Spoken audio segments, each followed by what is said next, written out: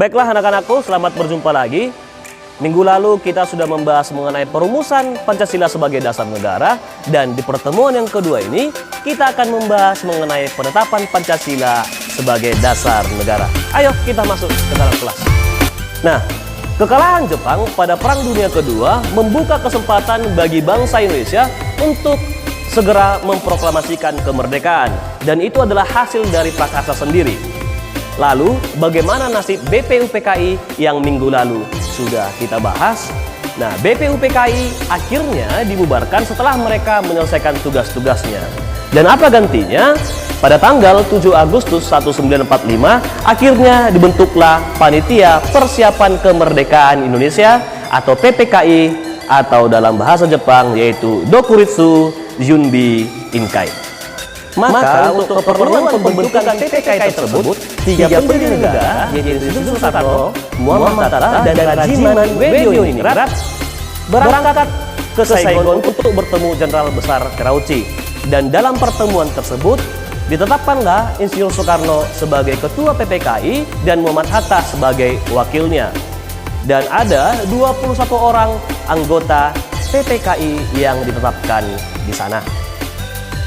Setelah kembali ke tanah air pada tanggal 14 Agustus 1945, Insinyur Soekarno mengatakan bahwa Indonesia untuk secepatnya segera memproklamasikan kemerdekaan Indonesia. Dan itu bukanlah pemberian dari Jepang atau hadiah dari Jepang, melainkan itu adalah hasil dari perjuangan bangsa Indonesia itu sendiri. Dan itu dibuktikan dari penambahan 6 orang anggota PPKI, sehingga total anggota PPKI menjadi 27 orang. Dan semua anggota PPKI itu berasal dari bangsa Indonesia. Akhirnya setelah Jepang menyerah kepada sekutu, yaitu pada tanggal 14 Agustus 1945, para pejuang di Indonesia menyatakan bahwa inilah momen yang tepat untuk segera memproklamasikan kemerdekaan Indonesia.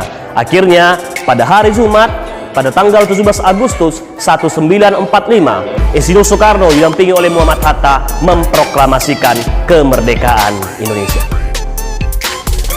Dan keesokan harinya, pada tanggal 18 Agustus 1945, PPKI mengadakan sidang.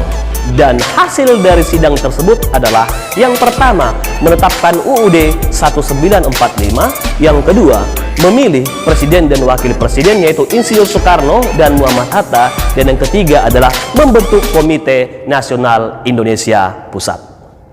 Maka dari penjelasan yang sudah kita bicarakan tadi, ada beberapa hal penting yang harus kalian pahami.